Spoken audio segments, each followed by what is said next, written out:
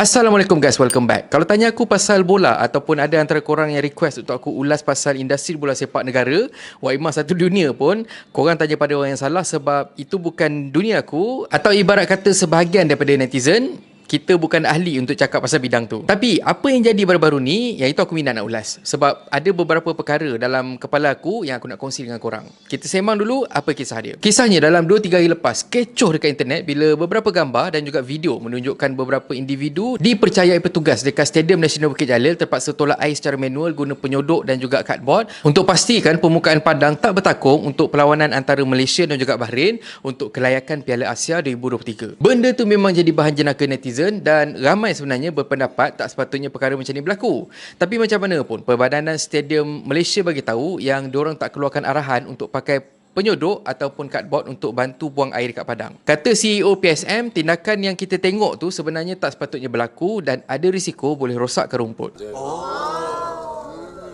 PSM maklumkan juga, padang tu dia ada sistem peparitan yang boleh buangkan air hujan dalam masa 15 minit lepas hujan berhenti. Selain daripada tu, Asia Football Confederation bagi respon pada hari ini dan membayangkan mungkin akan sekat penggunaan Stadium Nasional Bukit Jalil kalau kata padang kita ni tak dinaik taraf dengan segera. AFC maklumkan diorang terkejut dan juga kecewa dengan keadaan padang Stadium Nasional Bukit Jalil. AFC maklumkan diorang terkejut dan juga kecewa dengan keadaan padang Stadium Nasional Bukit Jalil berdasarkan beberapa perlawanan kelayakan yang berlangsung dekat situ. Tambah Setiausaha Agung AFC, kita terkejut melihat keadaan padang dan takkan mahu menyalahkan hujan pula. Tuan punya tempat itu perlu bersedia dan di sini bukannya Persatuan Bola Sepak Malaysia kena uruskan perkara itu. Jadinya, kita agak kecewa dengan keadaan padang yang masih lagi tidak dibaik pulih, malah menggunakan alat yang tidak sesuai pula untuk membuang air atas padang. Saya fikir kalau keadaan padang Stadium Nasional Bukit Jalil berterusan seperti ini, AFC tidak akan meluluskan lagi perlawanan di stadium berkenaan. Jadi, persoalan aku dekat sini, PSM tegur petugas dekat padang hari itu sebab buang air secara manual dan cetus isu viral kat Malaysia. Tapi pendapat aku, petugas tu hanya menjalankan tugas mengikut arahan.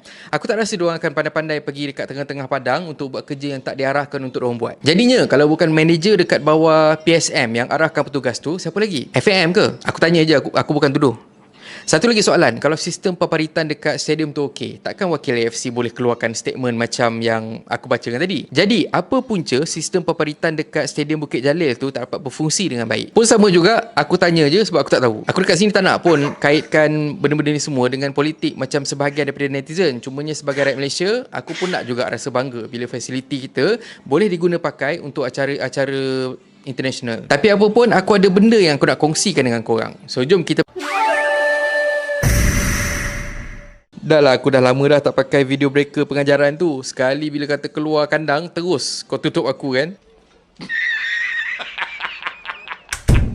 Yang pertama, memang kita tak nafikan apa yang jadi itu memalukan. Tapi pada aku respect para petugas dekat Stadium Bukit Jalil tu sebab tetap bertugas dengan rajin walaupun tengah hujan dan juga berpuluh ribu mata yang tengah memandang, tambah lagi beribu yang merakam. Lepas tu share dekat internet sebagai bahan jenaka. Bagi aku tak perlu pun korang nak kutuk para petugas tu sebab diorang cuma bekerja ikut arahan. Cuba kau bayangkan, kau meniaga dekat pasar malam. Tiba-tiba, ramai yang datang dekat kedai kau, rakam kau tengah buat kerja, lepas tu duk gelak-gelakkan kau. Kau tengah buat kerja halal, tiba-tiba diorang gelakkan kau. Macam itulah perasaan dia. Nak kritik stadium ataupun bahagian pengurusan stadium, dipersilakan. Tapi para petugas yang kita tengok ni, diorang sendiri pun makan gaji. Hari tu kau ingat diorang duduk dekat tengah padang waktu hujan macam tu, untuk apa? Untuk habiskan masa lapang? Dah tua pun bodoh.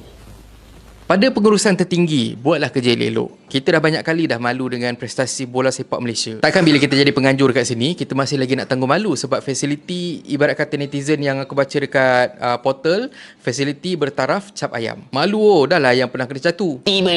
Dan akhir kata pepantun, pilih pasangan kerana hatinya, jangan pilih kerana rupa. Kos maintain sampai berjuta, tapi dia gelak satu dunia. Dan kalau korang suka konten yang ada dalam channel ni, please consider to subscribe, okay? So thank you very much for watching and have a nice day. Assalamualaikum.